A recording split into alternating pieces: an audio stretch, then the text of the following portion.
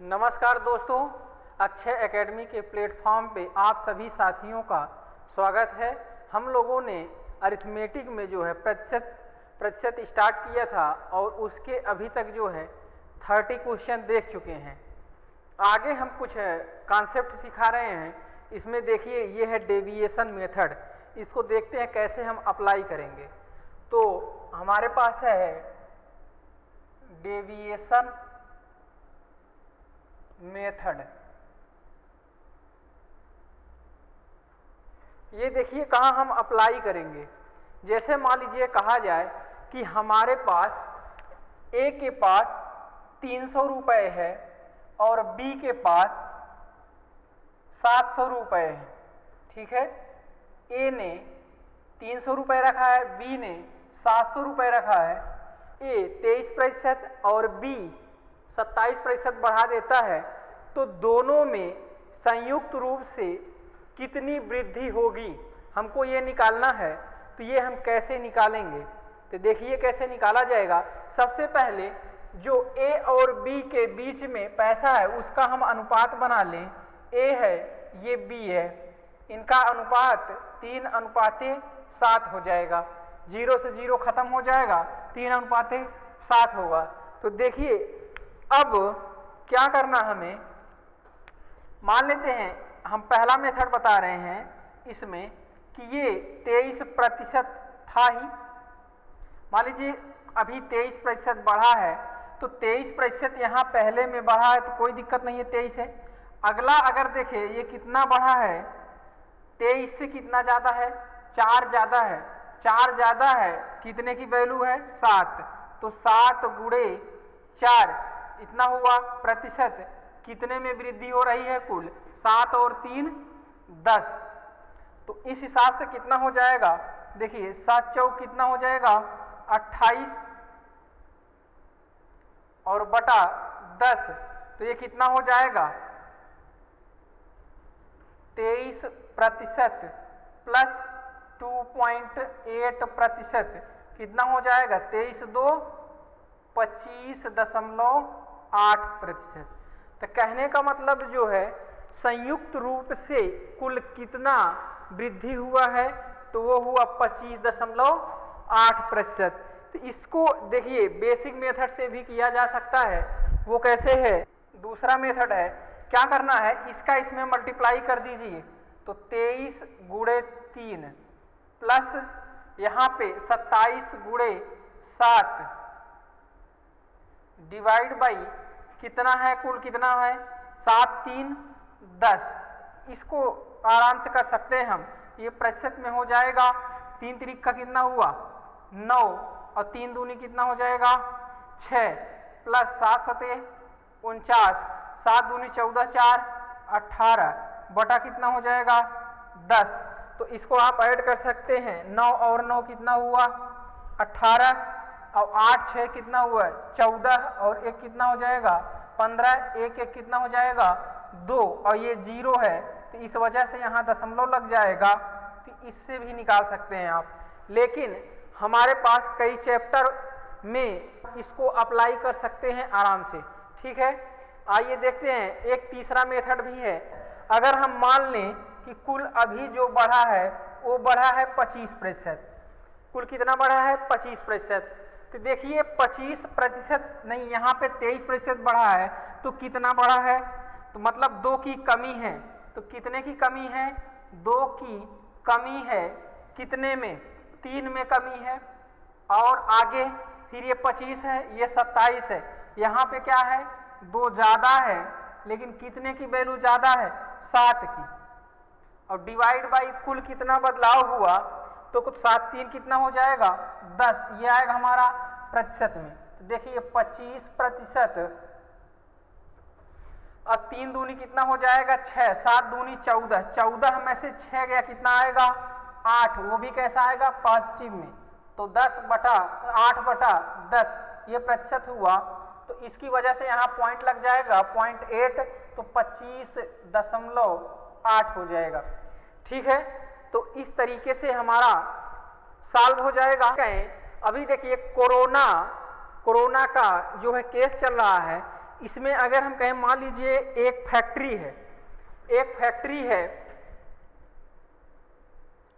इसमें जो पुरुष हैं और महिला हैं और बच्चे ये काम करते हैं, ठीक है। पुरुष जो हैं मान लेते हैं 8 हैं, महिलाएं 7 हैं, तो बच्चे जो हैं 5 हैं, इनका अनुपात ये दिया है, ठीक है।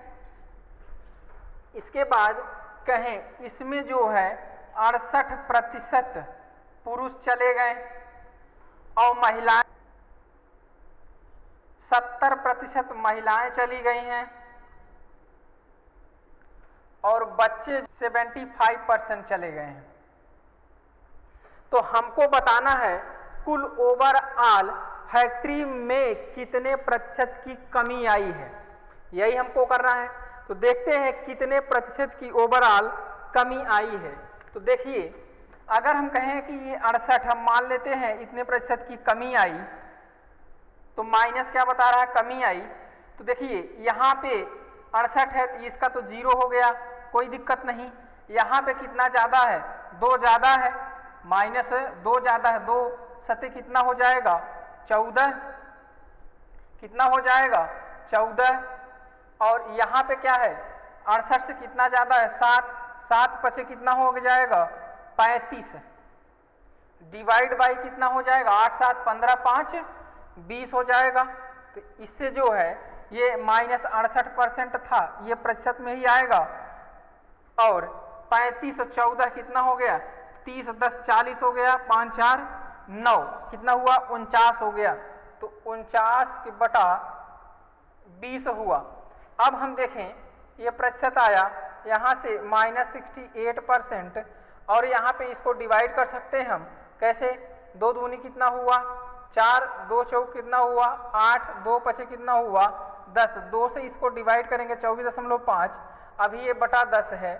तो इसमें हम पॉइंट यहाँ लगा सकते हैं, तो कितना आएगा 68% माइनस कितना हो जाएगा 2.45%।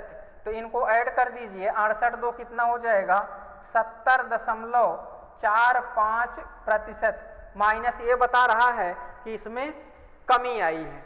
तो इस तरीके से हम आराम से जो है डेविएशन मेथड लगा सकते हैं। इस क्वेश्चन में अप्लाई करते हैं। फर्स्ट क्वेश्चन है, ए की आय बी की तुलना में 40% अधिक है।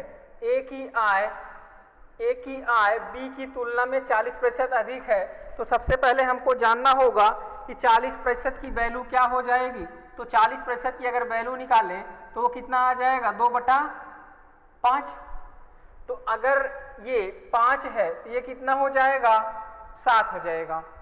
यदि ए की आय में 25% वृद्धि है, देखिए इसमें ये क्या है 25% वृद्धि है और इसमें 40% की वृद्धि है। तो कह रहा है संयुक्त रूप से कितने प्रतिशत की वृद्धि हुई। तो अभी हम अगर मान लें कि 25% की वृद्धि हुई है, ठीक है। आगे देखते हैं इसमें कितना ज्यादा है 25 से, तो कितना ज्यादा है 15। तो 15 गुणे कितना हो जाएगा 5 और कुल कितना है 12। तो ये प्रतिशत हो जाएगा। तो 25% प्लस अगर यहां से देखें 3 पचे 15, 3 चौक 12, 5 पचे 25 के बटा कितना हो जाएगा 4। इसको काट सकते हैं 25%, 4 6 कितना हो जाएगा 24, बचेगा 1/4, ये 0.25% हो गया। तो 25 6 कितना हुआ 31.25, इसका आंसर होगा कितना होगा 31.25।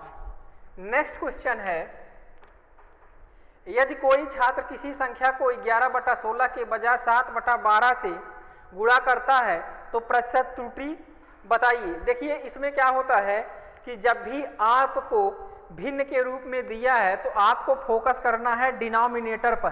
तो यहाँ पे देखिए एक ऐसी वैल्यू हमको लानी होगी ताकि ये डिनोमिनेटर क्या हो जाए, गायब हो जाए। तो उसको हम बोलते हैं एलसीएम मेथड। क्या बोलते हैं, एलसीएम मेथड बोलते हैं। तो इसमें देखिए क्या बोला गया था कि 11/16 से गुणा करने के लिए बोला गया, लेकिन उसने कर दिया किससे 7/12 से।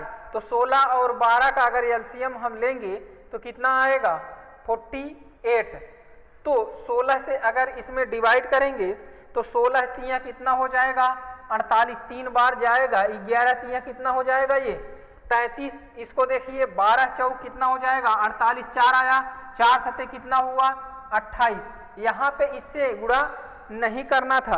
तो देखिए प्रतिशत त्रुटि क्या होती है, तो प्रतिशत त्रुटि कितने की यहाँ कमी है, देखिए कितने की त्रुटि है, तो 33 में से 28 को घटाइए 5 की त्रुटि है, और नीचे होता वास्तविक मान।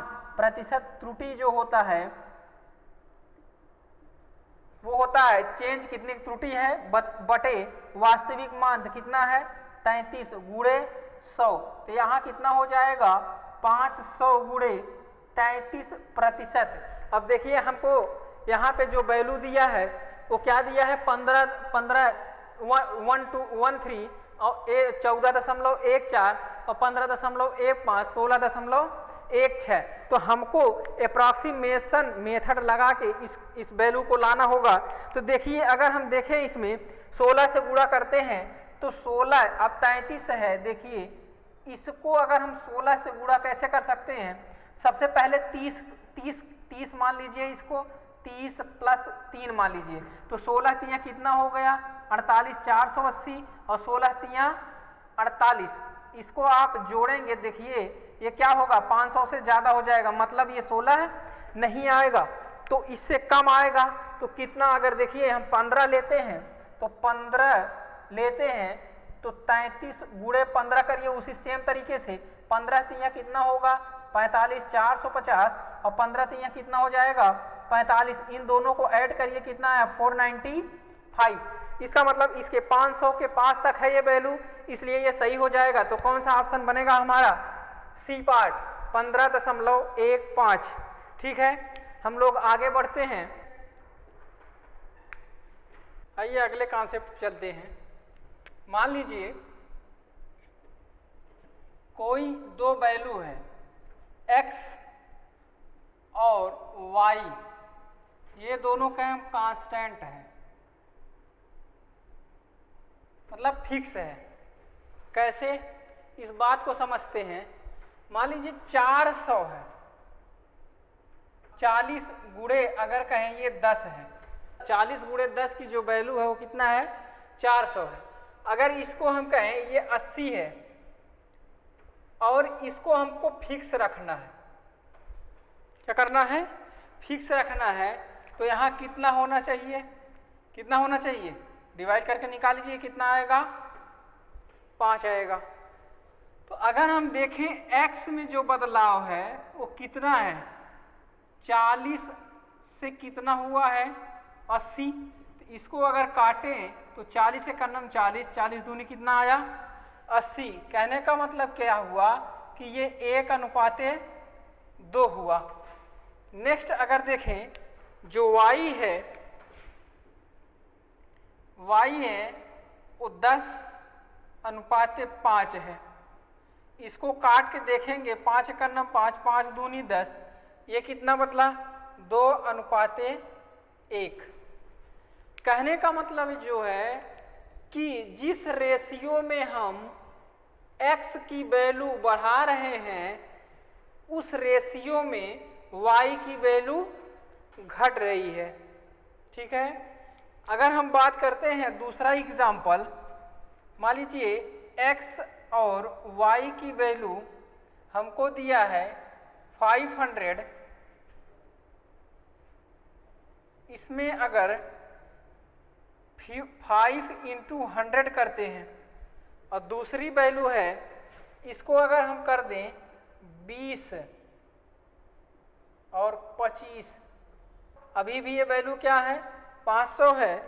तो इसमें देखिए x का जो रेशियो है ये क्या है, x का रेशियो 5:20 है। क्या हुआ इसमें 5 1 5, 5 चौक 20, 1:4 हुआ। सेम उसी तरीके से इसको देखिए y में क्या किया गया है 100:25 हुआ, 25 1 25, 25 चौका 100, 4:1 हुआ। ठीक है, तो इसको हम कहाँ अप्लाई कर पाएंगे, जैसे कहें हमारा एक्सपेंडिचर जो होता है, खर्च, कीमत, प्राइस इनटू कंजम्पशन,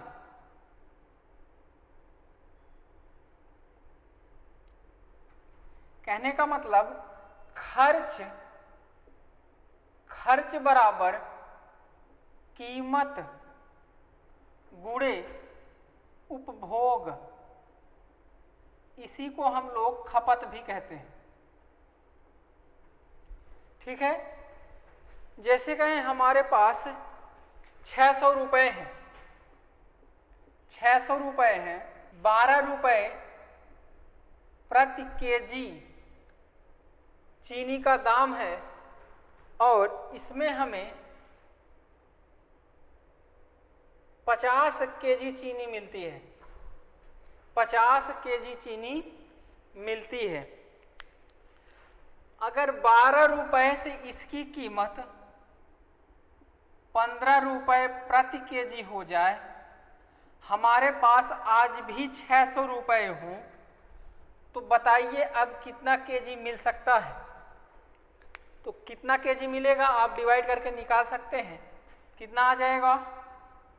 40 केजी, 15 चौका 60, 40 केजी। तो अगर हम देखें प्राइस में कितनी बढ़ोतरी हुई है, 12 से 15 हुआ है, तो 3 चौक 12, 3 पचे 15, कहने का मतलब 4:5 में बदलाव हुआ। तो अगला अगर हम देखें कंजम्पशन देखिए कैसे बदल रहा है, ये 50 से 40 हुआ, 0 से 0, 5:4 हुआ। ठीक है, इसका मतलब हम ये देख पा रहे हैं कि जो प्राइस है, जो प्राइस का रेशियो होगा, मतलब कीमत का जो रेशियो होगा, उसके रिवर्स रेशियो कर देंगे तो हमारा खपत का रेशियो मिल जाएगा।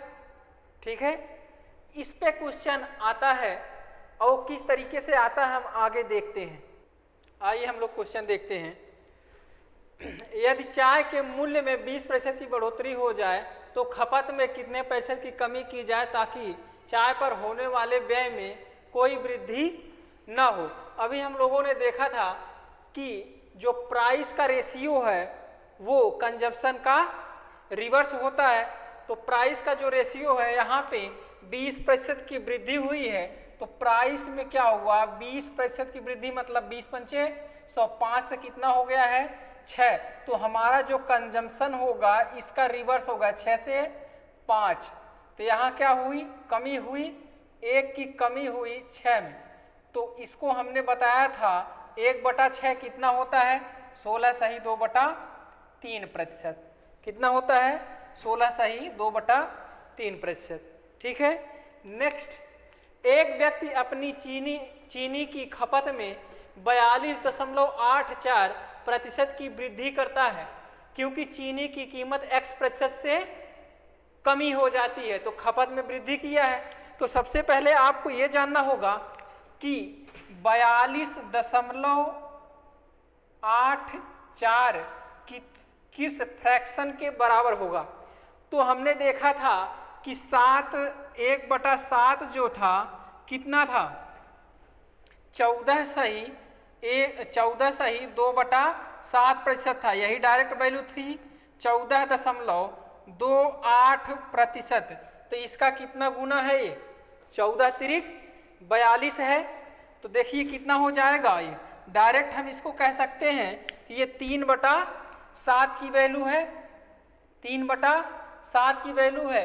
तो खपत में क्या हुआ है, वृद्धि हुई है। तो अगर कंजप्शन में वृद्धि हुई है 7 से, कितना हो गया, 7 से ये हो गया 10। तो हमारी जो प्राइस हुई होगी वो कितनी हुई होगी, इसका रिवर्स कर दीजिए, 10 से 7। तो कितनी कमी हुई है, 3 की कमी हुई है 10 में से। तो 100 में से कितना हुआ, तो 3/10 कितना आ जाएगा, 30%। कितना हो जाएगा, 30%। तो सेम क्वेश्चन उसी तरीके से है। अगला, एक्स वाई के व्युत्क्रमानुपाती है। अभी हम लोगों ने देखा था X Y is equal to क्या होता है, कांस्टेंट। तो यहाँ पे देखिए अगर दिया हमको एक्स वाई के व्युत्क्रमानुपाती है, तो अगर ये व्युत्क्रमानुपाती ये अगर हटाते हैं तो x इंटू वाई जो होगा एक कांस्टेंट के बराबर हो जाएगा, यही है। अभी हमें x को 37.5% बढ़ाया गया। सबसे पहले ये जानना होगा कि 37.12 1/8 होता है, तो उसका कितना गुना है, 3 गुना। ये कितनी हो जाएगी वैल्यू, 3/8। तो x की जो वैल्यू है वो बढ़ाया गया कैसे, 8 से 8 3 कितना हो गया 11। तो इसके जस्ट रिवर्स रेशियो में y बदलेगा, 11 से कितना हो जाएगा 8। तो यहां से क्या हुआ, कमी हुई कितने की, 3 की कमी हुई 11 में, तो 100 में कितना हुआ। हम लोगों ने देखा था 1/11 कितना था, 1/11 9.09 था, तो उसमें 3 से गुणा करना, 3 9 कितना हो जाएगा 27। तो डायरेक्ट वैल्यू आएगी 27.27%। ठीक है, आइए आगे देखते हैं। 37वां क्वेश्चन है, एक आयत की लंबाई 66 सही 2/3% बढ़ा दी जाए तो चौड़ाई में कितने प्रतिशत की कमी होगी, जिससे क्षेत्रफल क्या है नियत रहता है। अगर हम लोग जाने, थोड़ी सी ज्योमेट्री जाननी होगी इसमें, कि जैसे कहें आयत है, आयत की ये लंबाई है और ये चौड़ाई है, तो क्षेत्रफल क्या होता है L इंटू बी, मतलब लंबाई गुणे चौड़ाई, यही हमारा क्या होता है क्षेत्रफल होता है। तो इसमें देखिए क्या बोला जा रहा है कि लंबाई 66 सही 2/3, अगर इसको आप देखेंगे 33 सही 1/3 का 2 गुना है, तो ये फ्रैक्शन वैल्यू कितनी हो जाएगी इसकी 2/3। जिन लोगों को समझ में नहीं आ रहा है तो वो पिछला लेक्चर जरूर अटेंड कर लें, तभी समझ में आएगा, नहीं तो यहाँ पे हवा तक नहीं लगेगी बात। ठीक है, तो देखिए इसका फ्रैक्शन वैल्यू कितनी हुई 2/3। तो ये कह रहे हैं कि लंबाई में 3 से बढ़ के कितनी हो जाती है 5 हो जाती है, तो चौड़ाई में जस्ट इसका क्या हो जाएगा रिवर्स होगा। तो चौड़ाई इसकी क्या हो जाएगी 5 से 3 में बदलेगी। तो कितनी बदली है ये 2 बदलाव हुआ 5, तो 100 में कितना हो जाएगा, तो 1/5 कितना होता है 20%, उसका 2 गुना कितना आ जाएगा 40% की क्या हुई है यहाँ पे कमी हुई है। नेक्स्ट क्वेश्चन है, एक वस्तु की कीमत में 36% की वृद्धि हुई, तो जो मूल्य है हमारा, मूल्य कितना बढ़ा, मूल्य बढ़ा है 36%। 36% की वैल्यू क्या आएगी 4% होता है 1/25, तो उसका कितना गुना है 9 गुना, तो 9/25 हो जाएगा। तो 25 से कितना हो जाएगा मूल्य, 25 से 9 5 14 34 हो गया, कीमत बढ़ गई 36%। और मात्रा मतलब कंजप्शन की बात हो रही है, कंजप्शन में क्या हुआ कि 30% की कमी हुई। 30% मतलब कितना हो जाएगा 3/10, 10 से कितना हो जाएगा 10 से ये 3 कम कर दीजिए कितना हो गया 7। अब कह रहा है वस्तु पर खर्च, तो एक्सपेंडिचर की बात कर रहा है। ई खर्च बराबर हम जानते हैं प्राइस गुणे कंजम्पशन होता है, कीमत गुणे उपभोग होता है, तो डायरेक्ट इसका मल्टीप्लाई कर सकते हैं 25 गुणे 10 और अनुपाते 34 गुणे 7। तो यहां से देखिए इसको हम आराम से सॉल्व कर सकते हैं। कितना आएगा 25 दहा में 250, और ये कितना हो जाएगा 7 चौक 28 और 7 त्रिक 21 2 23। यहाँ 250 है, इसको हम 100 बना दें, तो अगर इसको हम 100 बनाने के लिए इधर 4 से मल्टीप्लाई करना होगा, इधर भी कर सकते हैं। तो कितनी हो जाएगी ये वैल्यू 25 चौका 100 हुआ, ये हो जाएगा 1000 अनुपाते 4 8 कितना हो गया 32, 3 आया तो 4 3 12 3 कितना हुआ 15, 4 दूनी 8, 8 और 1 कितना हो जाएगा 9।